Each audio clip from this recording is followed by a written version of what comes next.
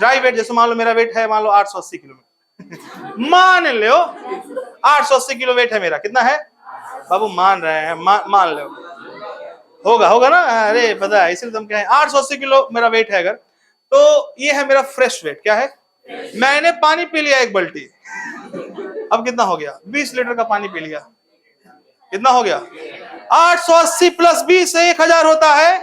अच्छा हुआ तुम लोग बायोलॉजी ले लिए, हम 880 बोले हैं, 880 में 20 जोड़ो कितना होगा, तो 1000 काहे बोल रहे हो बे अब समझे, बहुत बढ़िया कैलकुलेशन है तुम लोग का, तुम लोग दुकान खोल दो तो भी पैसा वापस कर दोगे, गड़बड़ा जाएगा मामला, ज्यादा वापस कर दोगे, क्या हम बताएं तुम लोग का भविष्य चलिए अब मान लो मेरा वेट जो नापा गया था 880 था, वो क्या था फ्रेश वेट, वो क्या था फ्रेश, और फिर मैंने पी लिया पानी, ड्राई वेट हो गया नहीं, वो भी फ्रेश वेट ही है लेकिन कुछ देर बाद का, तो देखने को मिल रहा है फ्रेश वेट हमेशा क्या होता रहता है, चेंज, क्या होता रहता है, भी है क्या, कौन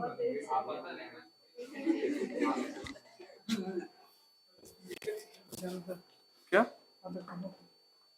वापस आ रहे हैं क्या नहीं, अच्छा अभी क्या है अहमदाबाद, उसमें लिख दीजिएगा अहमदाबाद बस, हाँ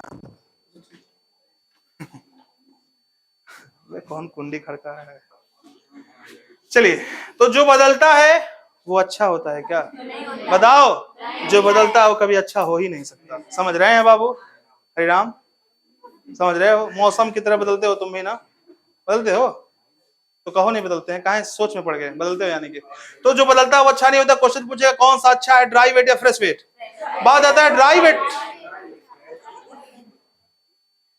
अगवा बैठी हो ना, समझ जाओ, देखो ड्राई वेट है ये, ध्यान से देखो, ड्राई वेट कैसे निकालते हैं, मान लो मेरा ड्राई वेट, मान लो मुझे मेरा ड्राई वेट चाहिए आपको, तो क्या करेंगे, पहले तो आप बहुत 5-6 लोग लगेंगे, 1,000 किलो के, हमको पकड़ेंगे जबरदस्ती, पीरियड में बंद करेंगे, उसके बाद हमारे बॉडी का कुछ मांस कहीं से, जहां मांस ज्यादा है मान लो यहाँ से निकाले थोड़ा सा निकाल लेंगे, 1 किलो, कितना निकाल लिए 1 किलो, ध्यान सुनना, या तो ठीक है 1 किलो निकाल लिए, 1 किलो निकाल लिए, अब उसको कैलोरी मीटर होता है जानते ना, बॉम्ब कैलोरी मीटर सुना है नाम, मतलब बॉम्ब नहीं होता है वो चैम्बर है, थर्मोडायनेमिक्स पढ़ेंगे आप लोग, कैलोरी मीटर में जलाएंगे, क्या करेंगे, और तब तक जलाएंगे जब तक सारा पानी इसमें से निकल जाए, सारा H2O निकल गया, तो जो बचा है बाबू उसी को बोलेंगे ड्राई वेट, तो निकाले थे कितना 1 किलो, ड्राई वेट कितना मिला 10 ग्राम, कितना मिला, यानी कितना ग्राम चला गया 990 ग्राम उड़ गया, यानी कि हमारा ड्राई वेट कितना है, अब 1 किलो में कितना ग्राम 10 ग्राम, तो 880 किलो में बटे 10 कर दे, क्या कर दे, तो कितना मिलेगा आपको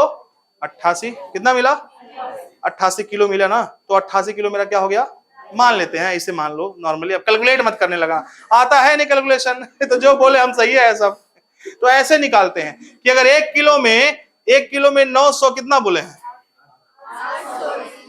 नहीं फिर से कैलकुलेट करते हैं, चलो मान लो 1 किलोग्राम मेरा फ्रेश वेट था, कौन सा वेट था, ड्राई वेट हमने किया तो 100 ग्राम बचा, कितना ग्राम बचा, तो कितना खत्म हो गया 900 ग्राम, अच्छा बाप 1 किलोग्राम में कितना ग्राम, 100 ग्राम कौन बोल रहा है,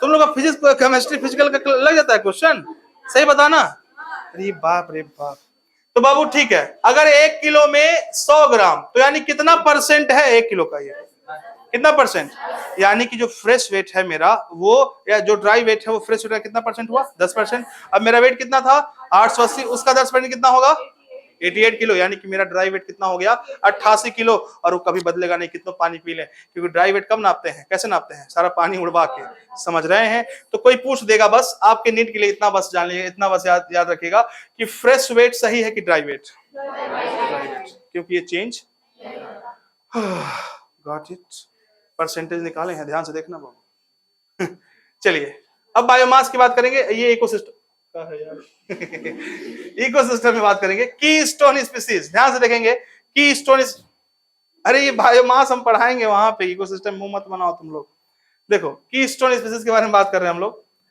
इकोसिस्टम में पढ़ेंगे उसको डिटेल में हम लोग देखेंगे, कीस्टोन स्पीसीज क्या लिखा है, इन्फ्लुएंस मोर, कहां लिखा है इन्फ्लुएंस मोर, देखिए bye maintaining structure and balance, चलिए ऐसे नहीं समझ में आएगा, अब एग्जांपल लेते हैं हम लोग, चलते हैं आपको लेकर के एक डेसिडुअस फॉरेस्ट में, कहां चलते हैं, वो भी ट्रॉपिकल, कौन कल ट्रॉपिकल, ध्यान से देखिएगा, ये सब बातें हैं, थोड़ी सी कहानी है, इसको देख लेंगे, लेकिन हमारा जो मेन है फोकस इस पे है। देखिए क्या है, ट्रॉपिकल फॉरेस्ट में जब समर आता है, कौन मर बाबू, जब समर आता है तो मैक्सिमम प्लांट अपने पत्ते क्या करते हैं, क्या करते हैं, गिरा देते हैं। इस बात को एकदम ध्यान से समझना, बहुत ही हम आपको अच्छी कहानी सुनाने जा रहे हैं। हम और हरिराम गए एक जंगल में, ठीक है बाबू, हरिराम रेडी, ओके। तो कौन सा फॉरेस्ट है, ट्रॉपिकल डेसिडुअस। डेसिडुअस का मतलब क्या है, जो पत्ते गिराते रहते हैं समय समय पे। तो जब गर्मी आती है बाबू, अपने पत्ते गिरा देते हैं। पत्ते क्यों गिराते होंगे बताइए, नया पत्ता आ जाए। अरे काफी डिप्लोमेटिक आंसर था ये। रीजन, बायोलॉजिकल रीजन क्या है बता रखा है मैंने कि बाबू पत्ते ज्यादा रहेंगे तो सरफेस एरिया क्या रहेगा, ज्यादा, और सरफेस एरिया ज्यादा, वाटर लॉस क्या होगा। अरे गर्मी आ रही है, पानी कोई देगा क्या, जाके पहुंचाओगे को लीटर, और नहीं तो उससे ले लोगे, फ्रूट रूट लोगे कि नहीं लोगे।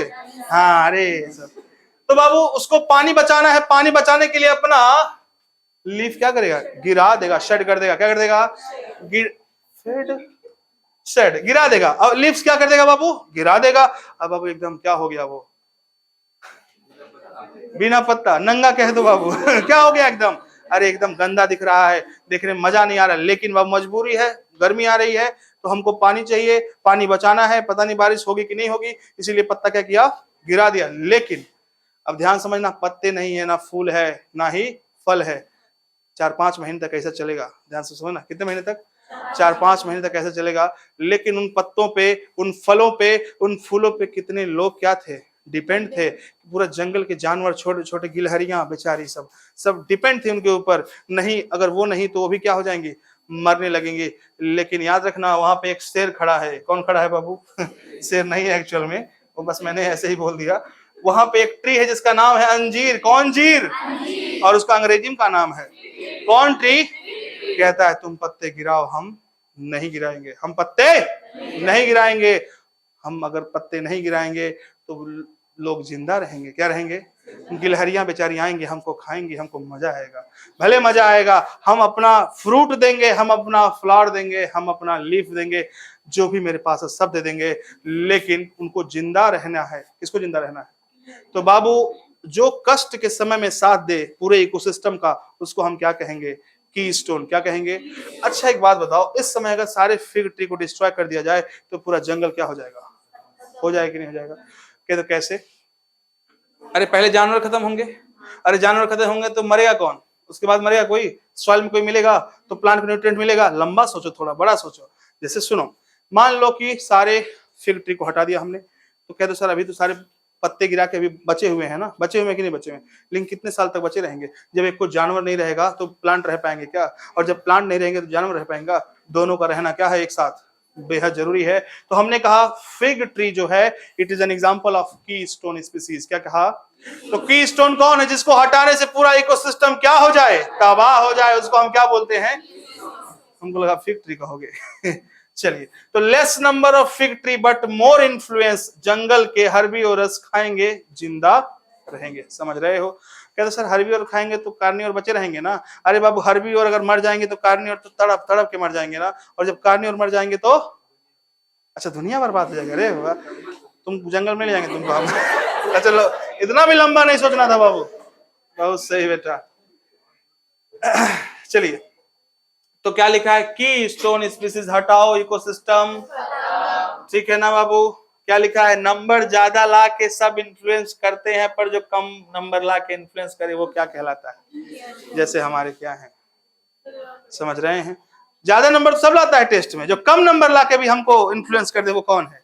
हरिराम। अरे नहीं, की स्टोन स्पीसीज। तो कहने का मतलब यह है कि की स्टोन स्पीसीज का अपने इकोसिस्टम में नंबर क्या होता है, कम, लेकिन इन्फ्लुएंस क्या करते हैं, ज्यादा। नहीं, बहुत ज्यादा। क्या? बहुत ज्यादा। ठीक है, दूसरा एग्जांपल है लॉइन फॉरेस्ट। लॉइन हटाओ, जो जाएगा उसका इंपॉर्टेंस पता चलता है। जैसे ये मैंने लिखा है ना ऐसे, कि तुम लोगों की कॉन्सेप्ट के लिए देख क्या है, समझो। जब तुम्हारे पास जो है उसका इंपॉर्टेंस है क्या? अरे लॉयन है, उसके ऊपर चूहा मंडरा रहा है, आके खेल रहा है, खरगोश आके कूद रहा है, चिड़िया भाग रहा है। लेकिन लॉयन कुछ नहीं कर रहा है, उसको पता है कि सब हमारा ही परिवार है। लेकिन जिस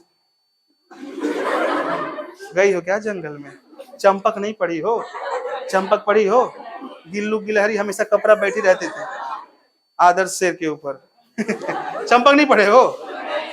आदर्श हाथी कौन बोला है बे? आदर्श शेर क्या? चलो बाबू ध्यान से देखो, हरिराम बंदर चलिए बाबू, तो देखिए लायन फॉरेस्ट में रहता है, ध्यान से देखेंगे क्या लिखा है। जब लॉयन था सब मजा ले रहे थे उसका, लेकिन बाबू जब लॉयन हट जाएगा, जो जिंदगी से चला जाएगा उसी का इंपॉर्टेंस। अच्छा, बड़ा तुमको पता चलता है। अब यही लिखा है मैंने कि जो मींस जब लायन खत्म हो जाएगा तो धीरे धीरे पूरा फॉरेस्ट में पूरे जितने एनिमल सब क्या हो जाएंगे, खत्म हो जाएंगे। समझ रहे हैं क्यों खत्म होगा? देखो लॉयन एक किंग की तरह काम करता है, उसका ब्रेन कैपेसिटी बहुत ज्यादा है, उसके पास पेशेंस बहुत ज्यादा है, जिसकी वजह से वो जितने भी मतलब ऑर्गेनिज्म है सब अपनी औकात में रहते हैं। कहाँ रहते हैं? ओवर एक्सप्लॉइटेशन नहीं करते हैं। क्या नहीं करते हैं? और बाबू इसके जाते ही पूरा एकदम सब क्या हो जाएगा, मिक्स हो जाएगा, सब कुछ एकदम सफलिंग हो जाएगी। कोनो किसी खा ले रहा है, कोनो आज मन किया 4 हिरन मार के खा लिया, कोनो सियार। समझ रहे हो? सब एकदम वेल ऑर्गेनाइज था, अब क्या हो गया, नॉन ऑर्गेनाइज। कंपटीशन क्या हो जाएगा, बहुत बढ़ जाएगा, और सब एक साफ खा जाएंगे। पता जितना हिरन है सब साफ कर जा रहा है, पूरा घास से खत्म। और घास खत्म तो हर्बिवरस खत्म, और हर्बिवरस खत्म तो पूरा सिस्टम में खत्म हो गया। इसीलिए इसका रहना क्या है, तो स्ट्रक्चर एंड बैलेंस को मेंटेन कौन कराता है? की स्टोन स्पीसीज। याद रखना, स्ट्रक्चर एंड स्पीसीज, की स्टोन स्पीसीज, याद रखेंगे। ऐसे कंगारू रैट का एग्जांपल है, तो याद रखना कंगारू रैट, ये भी किसका एग्जांपल है? ओके, याद रखें 3 एग्जांपल हो गए, एक फिग ट्री और दूसरा लॉयन, तीसरा वेरी गुड। चलिए कंगारू। अब आता है तीसरा क्या, क्रिटिकल लिंक स्पीसीज। तीसरा क्या है बाबू? Critical link species. क्या है, ध्यान समझना। जैसे आपके और मेरे बीच का लिंक कौन है पता है? रितेश सर, जो टाइम टेबल बनाते हैं, है कि नहीं? तुम लोग वेट करते हो रोज कि कब उनका मैसेज आए ग्रुप में और कब हम देखें किसका क्लास लगा है। तो हमारे और तुम्हारे बीच लिंक कौन है? तो वो है critical link, critical link species, disease नहीं। He is not disease. चलिए बाबू, तो देखिए एग्जांपल, देखिए मीडिएटर, देखो एक लिविंग होगा, ये पक्का है। एक क्या होगा? लिविंग। दूसरा लिविंग भी हो सकता है और नॉन लिविंग भी हो सकता है, याद रखना इसको। चलिए इनके बीच का जो एसेंशियल लिंक होगा इसको हम बोलेंगे क्या? Critical link species. एग्जांपल के तौर पे सबसे शानदार एग्जांपल आपके सामने है, ये है एक बड़ा सा पेड़। क्या है बाबू? ये देखो चिड़िया उड़िया है सब, समझ रहे हो ना? ये चिड़ा है, चिड़िया है। देखेंगे इसका रूट है, ये क्या है बाबू? ये रूट पे कौन है? फंजाई। आपने सुना कैलोरॉइड रूट्स के बारे में सुना है कभी? नाइट्रोजन क्या कर रहे हैं? फिक्सेशन। समझ रहे हैं? चलिए और बात करें हम, यहाँ पे एक बहुत बड़ा सूरज है। कौन है बाबू? सेलेस्टियल बॉडी, एक बहुत बड़ा सूरज है। ये सूरज इनको क्या दे रहा है? अरे सूरज क्या दे सकता है भाई? लाइट। क्या देगा? प्रकाश, रोशनी देगा कि नहीं देगा? अब इस रोशनी से ये क्या करेगा? फोटोसिंथेसिस। फोटोसिंथेसिस करेगा और खाना बनाएगा। बोले यस। और वो खाना कौन खाएगा? फंजाई। कौन जाई? कौन जाई बाबू? यानी कि फंजाई को अगर खाना चाहिए तो बाबू खाना किससे मिल रहा है? लेकिन ध्यान सुनना, ये और ये नॉन लिविंग है, और ये क्या है? इन दोनों के बीच में लिंक कौन कर रहा है? प्लांट। कौन कर रहा है? ध्यान समझे, ठीक है। सन और फंजाई के बीच का लिंक कौन है? ट्री। इसको बोलेंगे क्रिटिकल लिंक। क्या बोलेंगे? दूसरी बात यहां देखें, ये सॉइल है, यहाँ पे क्या है?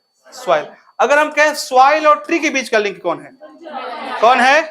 क्योंकि फंजाई न्यूट्रिएंट्स को सॉइल में से किसको? न्यूट्रिएंट्स को एब्जॉर्ब करके कहां भेज रहा है? ट्री को। तो सॉइल और ट्री के बीच का क्रिटिकल लिंक कौन है? समझ गए? कोई दिक्कत किसी को?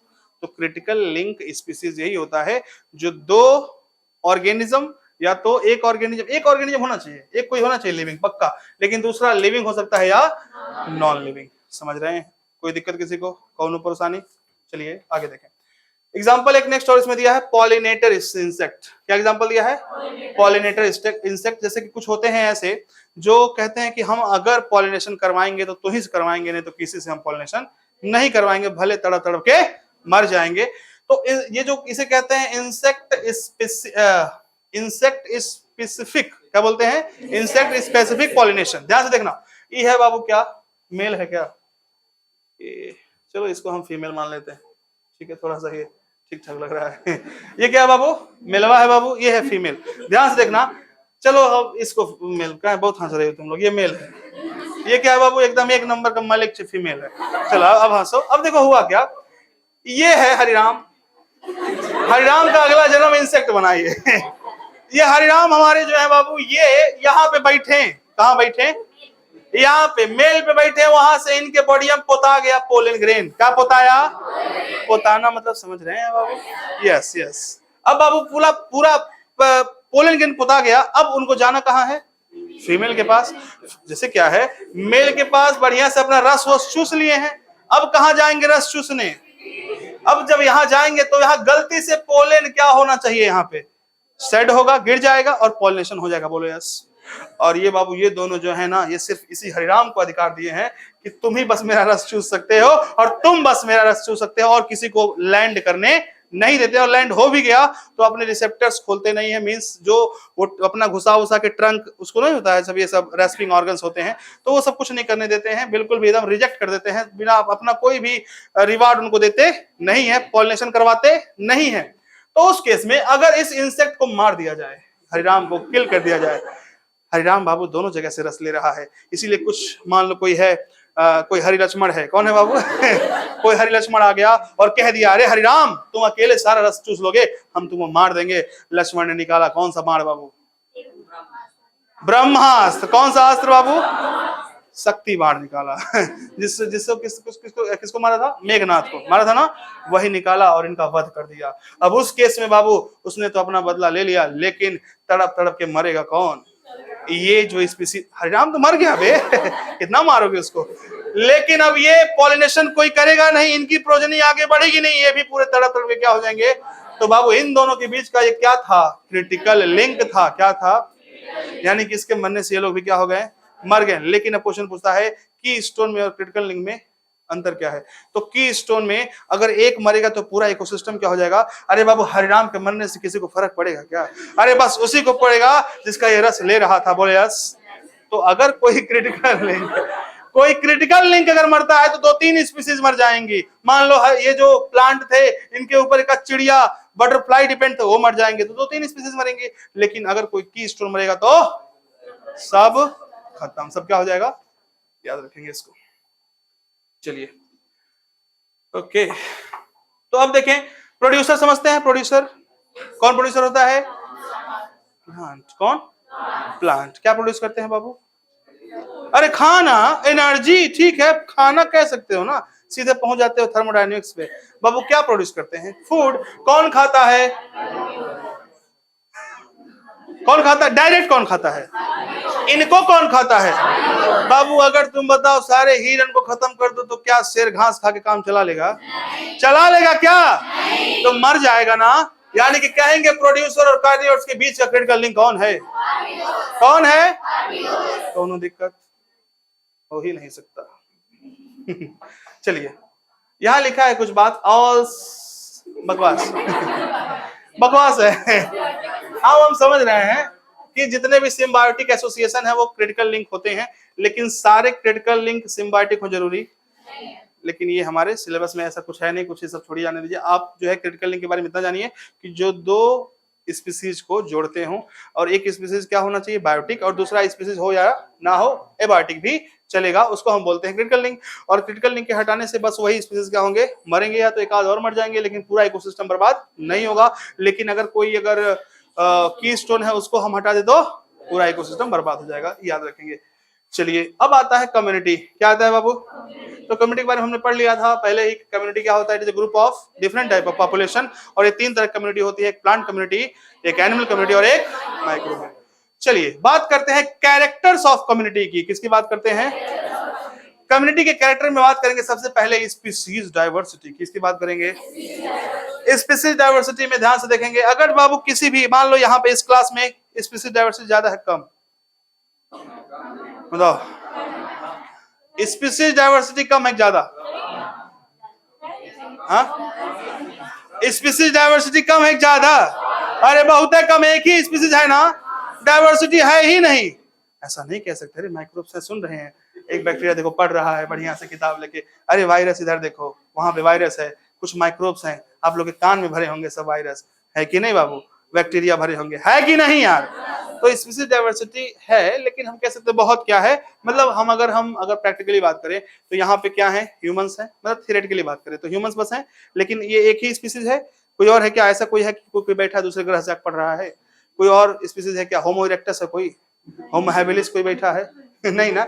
तो इस केस में यहाँ स्पीसीज डाइवर्सिटी क्या है? जब मैं कहूँ स्पीसीज डाइवर्सिटी, समझ जाना टाइप ऑफ स्पीसीज, क्या समझ जाना कि टाइप ऑफ स्पीसीज क्या है? ज्यादा।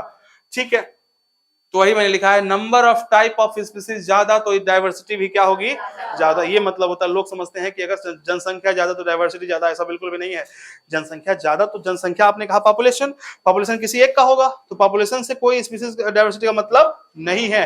टाइप ऑफ पॉपुलेशन ज्यादा तब स्पीसीज डाइवर्सिटी ज्यादा।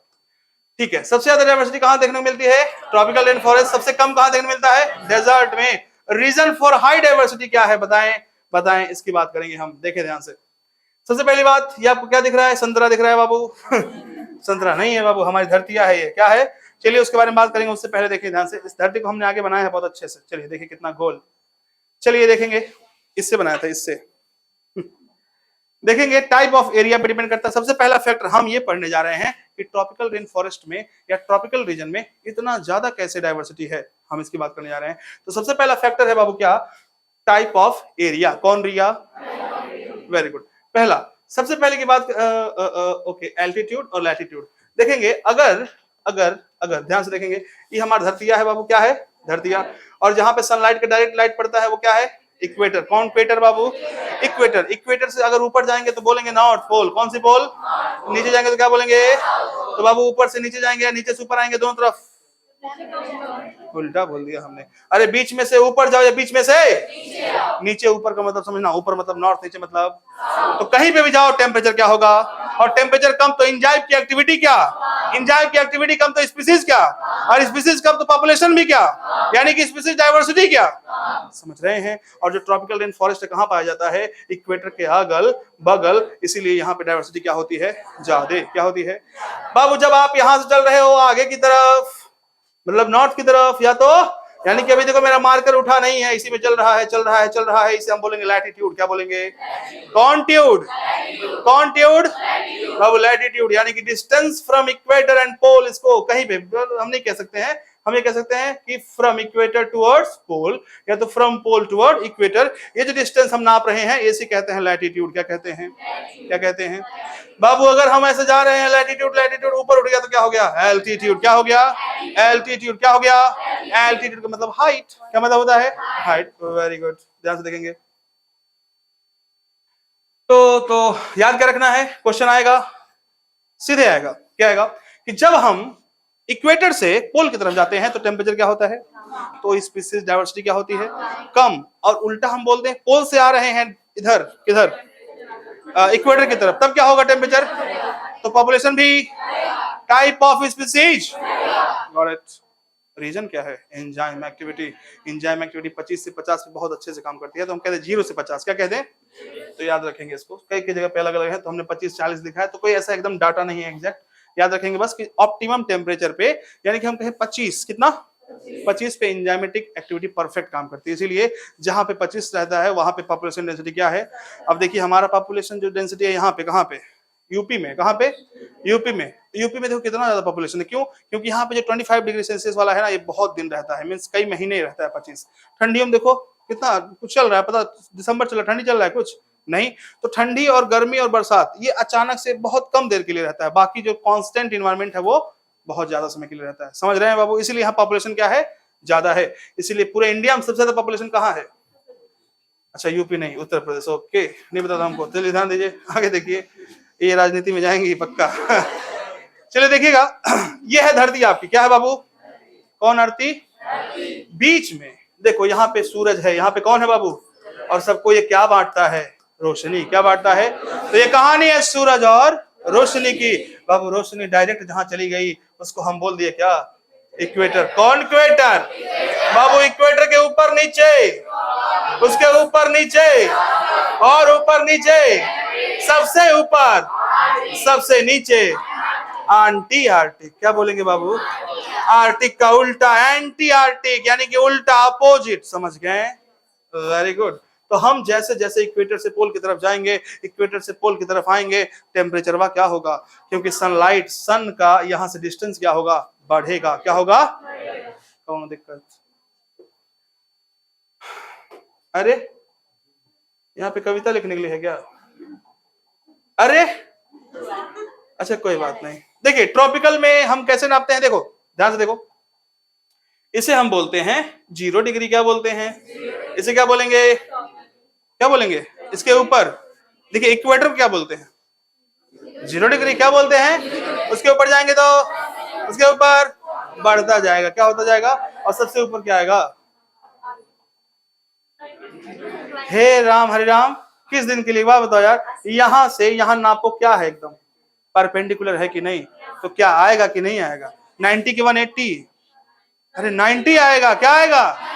परपेंडिकुलर का मतलब तो यही होता है शायद। ऑर्थोगोनल क्या होता है? वही होता है ऑर्थोगोनल, मतलब परपेंडिकुलर। अरे नहीं सुने हो? और एक और राइट एंगल का मतलब? अच्छा परपेंडिकुलर नहीं। बाबू ऐसे क्वेश्चंस आते हैं आप लोग वेक्टर वेक्टर में। चलिए रीजन हम पढ़ेंगे। क्या पढ़ेंगे? कि डिस्टिंक्ट सीजन का रीजन क्या है? क्या पढ़ेंगे? Reason of distinct season. तो उसके लिए दो बातें हैं जो मैंने कहा था एनसीईआरटी ने गलत लिखा है, लेकिन हम गलत पढ़ेंगे। बोलिए, बताया था आपको। चलिए देखते हैं। Tilt of earth on its on axis, मतलब अपने ही एक्सिस पे अर्थ हवा क्या है बाबू? टिल्ट है। क्या है? टिल्ट मतलब थोड़ा सा टेढ़ी है, जिसकी वजह से कहीं ज्यादा लाइट पड़ता है और कहीं कम। और दूसरा rotation of earth around sun, तो ये क्या होना चाहिए था? यहाँ रिवोल्यूशन होना चाहिए था। अरे जो अपने जगह पे घूमता है उसको हम क्या बोलते हैं? रोटेशन। और जो दूसरों का चक्कर लगाता है उसे क्या बोलते हैं? और अर्थ दोनों करती है, खुद भी घूमती है और देखिए खुद अपने एक्सिस पे भी घूमती है और प्लस सन के अराउंड भी घूमती है। तो समझ रहे हैं, रिवोल्यूशन होना चाहिए था, लेकिन कोई बात नहीं है। तो इसकी वजह से दो रीजन है। अब मान लो घूम रही है, सन के नजदीक गई, तो बताओ क्या होगा? समझाए थे आपको, ये मिथ था एक। ऐसा कुछ नहीं, जब सन के नजदीक जाएगी तो कम लाइट मिलेगा। समझ रहे? याद आ रहा है मैंने क्या बताया था? टिल्ट होने की वजह से। किसकी वजह से? चलिए खैर इतनी हम ज्योग्राफी की बात नहीं कर रहे हैं। आप दो रीजन देंगे डिस्टिंक्ट सीजन का। सीजन का डिस्टिंक्ट होना मतलब अलग होना, डिस्टिंक्ट का मतलब क्या होता है? अलग अलग। अब ऐसा क्यों हो रहा है? इंटेंसिटी ऑफ लाइट की वजह से। क्यों? बस किसकी वजह से? अरे जब इंटेंसिटी ऑफ लाइट ज्यादा है, टेम्परेचर ज्यादा है, गर्मी आ गई, जब कम है तो ठंडी आ गई। समझ रहे हैं? तो दो रीजन देंगे। पहला tilt of earth on its on axis, दूसरा क्या है? Rotation of earth around moon. Moon, very good. चलिए तो मेन जो है इसका क्या है? Due to variation in intensity of sunlight fall on its surface. कौन फेस? कोई दिक्कत? ओके आगे देखें। ये बाबू ग्राफ, ये टेस्ट में मिल जाएगा आपको, हर जगह मिलेगा। अब बाबू टेस्ट अगर मान लो हो रहा है 100 क्वेश्चन का, तो ग्राफ एक एक पेज एक एक लाइन बहुत इंपॉर्टेंट है। चलिए देखेंगे। सबसे पहले ये जो आपको दिख रहा है, सबसे पहले देखें, हम याद करवाएंगे अलग बात है। पहले देखिए ए बाबू, एक लंबा एक रसगुल्ला दिख रहा है आपको? दिख रहा है? रसगुल्ली है क्या? देखेंगे एक बात, ये जो वाई एक्सिस पे है कौन है? टेम्परेचर। और बाबू जो एक्स पे है वो कौन है? प्रेसिपिटेशन, मतलब कि नमी। क्या मतलब कि? जो कि स्नो की वजह से भी होगी और बारिश की वजह से भी होगी। और हम यहाँ बेसिकली बात कर रहे हैं बारिश की। किसकी बात कर रहे हैं? तो प्रेसिपिटेशन का मतलब नमी होता है, मॉइस्चर होता है, दो लोग से आता है, स्नो की वजह से भी और बारिश की वजह से। चलिए ये आपको दिखा रहा है ट्रॉपिकल रेन फॉरेस्ट। क्या दिखा रहा है बाबू? टेम्परेचर देख रहे हो कितना ज्यादा? सबसे ऊपर है, बोलो यस। और नहीं ऊपर है तो हंसना क्यों? सबसे ऊपर है कि नहीं है? और ऊपर है तो टेम्परेचर क्या होगा? और एक बोलो क्या होगा बाबू? बारिश। देखो जितना ज्यादा आगे बढ़ेंगे बारिश बढ़ती जा रही है। सबसे आगे कौन है? यही है। तो सबसे ज्यादा बारिश भी कहां होगी? अरे टेम्परेचर ज्यादा बारिश भी ज्यादा। मैंने कहा था कि कहां पे किसी भी माइक्रोब्स, किसी भी ऑर्गेनिज्म का पैदा होना कहां पे ज्यादा होता है? जहां पे गर्मी हो और जहां पे थोड़ा सा नमी हो। मैंने एग्जांपल क्या बताया था? जैसे हरिराम मान लो कि ऐसे खजुआ रहा है, समझो, तो यहाँ पे नमी तो थी ही बाबू, ठीक ठाक नमी थी, तभी तो यहाँ पे खुजला रहा है उसको। अब बढ़िया से उसको रगड़ दिया, अब पूरा गर्मी हो गया। तो वहां पे गर्मी भी आ गई, नमी भी आ गई, तो बढ़िया से कल यहाँ पे रिंग बन जाएगा। तो नए माइक्रोब्स भी आ गए, आगे कि नहीं आ गए? उसी तरह से सिर्फ माइक्रोब्स के लिए नहीं, कोई भी ऑर्गेनिज्म अगर जहां पे देखेंगे पॉपुलेशन डेंसिटी ज्यादा है, पक्का वहां पे बारिश बहुत ज्यादा होती होगी और सनलाइट भी क्या होती होगी? ज्यादा। तो नमी और गर्मी दोनों जहां रहेगी वहां पे ऑर्गेनिज्म क्या होंगे? इसीलिए ट्रॉपिकल रेन फॉरेस्ट का सबसे ज्यादा क्या होता है? डाइवर्सिटी होता है। क्या होता है सबसे ज्यादा? डाइवर्सिटी। कौन सिटी? सुन रहे हैं सब लोग? हेलो, सुन रहे हो बाबू? Very good. चलिए, तो सबसे पहले हमने याद करवा दिया, ये जो बड़ा सा है, पतला सा है, लंबा सा है और सबसे दूर तक गया है, तो ये बारिश देखिए, इधर जितना ज्यादा रहेगा उतना दूर उतना ज्यादा क्या? बारिश। जितना इधर उतना ज्यादा बारिश, जितना ऊपर उतना ज्यादा क्या? टेम्परेचर। कौन टेम्परेचर? चलिए, अब देखिए यहाँ पे एक छोटा सा दिख रहा है बाबू, जैसे गिटार टाइप का दिख रहा है। अब देखो ये सीधा ऐसे है, सीधा मतलब देख रहे हैं? मिट जाओ बाबू। हाँ, ये सीधा है, यानी कि इधर एकदम नहीं जा रहा है, बारिश नहीं होगा। अब बारिश कहाँ नहीं होता है? कहाँ नहीं होता है? कौन सा? डेजर्ट। वेरी गुड, डेजर्ट हो गया। ठीक है, इसके बगल में थोड़ा बहुत बारिश होगा, थोड़ा बहुत क्या होगा? बारिश, लेकिन इतना नहीं होगा कि पेड़ पौधे आ सके, सिर्फ घास वास उगेंगे। क्या उगेंगे? इसको बोलेंगे ग्रास लैंड। क्या बोलेंगे? कौन लैंड? ओके। इसके बगल में देखिए बाबू, ठीक ठाक बारिश भी हो रही है, ठीक ठाक क्या है? टेम्परेचर। देखिए इनका एरिया भी बड़ा है, यानी कि यहाँ पे प्लांट ज्यादा होंगे, एनिमल्स ज्यादा होंगे। इसको बोलते हैं टेम्परेट रीजन। क्या बोल सकते हैं? क्या बोलेंगे? और यहाँ कौन टाइप का निकला हुआ है तो कॉनिफेरस। क्या बोलेंगे? कौन टाइप का निकला है तो क्या बोलेंगे? और बाबू सबसे नीचे टेम्परेचर एकदम कम, टेम्परेचर एकदम, बारिश एकदम, तो उस केस में हम कहेंगे आर्कटिक या अल्पाइन टुंड्रा। क्या बोलेंगे? अब याद कैसे करना है? डीजी, सबसे पहले डी, फिर जी, फिर टी नहीं, ये टी, उसके बाद लास्ट वाला टी। बाबू इसके दोनों में टी में कैसे डिफरेंस जानेंगे कि सबसे ज्यादा बारिश कहाँ होगा? ट्रॉपिकल में। तो लास्ट वाला टी क्या होगा? ट्रॉपिकल। और सेकेंड लास्ट वाला टेम्परेट। याद रखेंगे। तो क्या, मेरे साथ बोलो, डी जी टी, एक बार और टी। Very good. तो याद रखेंगे ये, इसको कुछ नहीं याद करना। कौन निकला हुआ? क्या निकला हुआ है? कौन, कॉनिफेरस, कॉनिफेरस। यहाँ लिखा मैंने प्रेसिपिटेशन किसकी किसकी वजह से है? रेन और, एक सेकेंड, हेलो,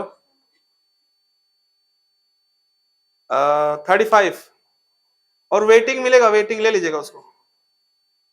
हाँ, कल ही का लेना है ना? ठीक 35 ईयर लिख दीजिएगा। अभी किसी का टिकट कराना है। चलिए, अब देखें, ध्यान से देखिएगा, ये क्वेश्चन बनता है इसलिए मैंने इसको पॉइंट डाला है। Regional and local variation with each biome lead to the formation of a wide variety of habitat. देखिए, ध्यान सुनिएगा, अगर कोई पूछ दे आपसे सीधे सीधे कि जो डिस्टिंक्ट सीजन है उसके लिए कितने रीजन है? 2। पहला कौन सा? टिल्ट, और दूसरा का रोटेशन। ये हो गया। लेकिन कहते जो बड़े बड़े बायोम बन रहे हैं, रीजनल देखिए जो बड़े बड़े बायोम बन रहे हैं वो किसकी वजह से बन रहे हैं बताइए? ड्यू टू रीजनल वेरिएशन, आसपास में लोकल जो वेरिएशन है। एंड देखिए, लोकल का मतलब क्या हो गया? लोकल का मतलब एकदम आसपास वाला। रीजनल मतलब थोड़ा सा लोकल से क्या बड़ा, लोकल से क्या बड़ा। तो स्टेट में कैसा, देखिए हम अगर पूरे इंडिया को बोले तो किधर की तरफ स्थित है? अगर आप देखेंगे ग्लोब तो कौन से डायरेक्शन में? अगर पूरा हम ग्लोब देखें, किधर है? नॉर्दर्न। ठीक है ना, नॉर्दर्न है, इसीलिए थोड़ा सा यहाँ पे मतलब कि बहुत ज्यादा गर्मी नहीं पड़ता है। बोले यस। तो ये हो गया रीजनल की बात कर रहे हैं। किसकी बात कर रहे हैं? लेकिन हम उत्तर प्रदेश की बात करें तो ये कहां पे है? नॉर्थ ईस्ट है। क्या है ये? North east. तो ये कैसा वेरिएशन है? Local variation. तो हम छोटे लेवल पे देखते हैं तो लोकल नहीं कहते हैं कि अरे एआरपी तो लोकल कंपनी है। तो बचपन में हम समझते थे लोकल मतलब बेकार। लोकल का मतलब होता है आसपास की कंपनी, हमारे आसपास की, गोरखपुर की, या फिर समझ रहे हो ना, अपने आसपास की। और हम कहते हैं क्या कि ये लोकल कंपनी नहीं है तो ब्रांड है। तो ब्रांड, देखिए लोकल ब्रांड का यही मतलब होता है कि आसपास की कंपनी। तो लोकल वेरिएशन का मतलब क्या होता है? जो हम रह रहे हैं जिला लेवल पे, स्टेट लेवल पे वेरिएशन। और रीजनल का मतलब होता है पूरा इंडिया लेवल पे वेरिएशन। समझ रहे हैं ना, जहां पूरा हमारा देश स्थित है। तो रीजनल और लोकल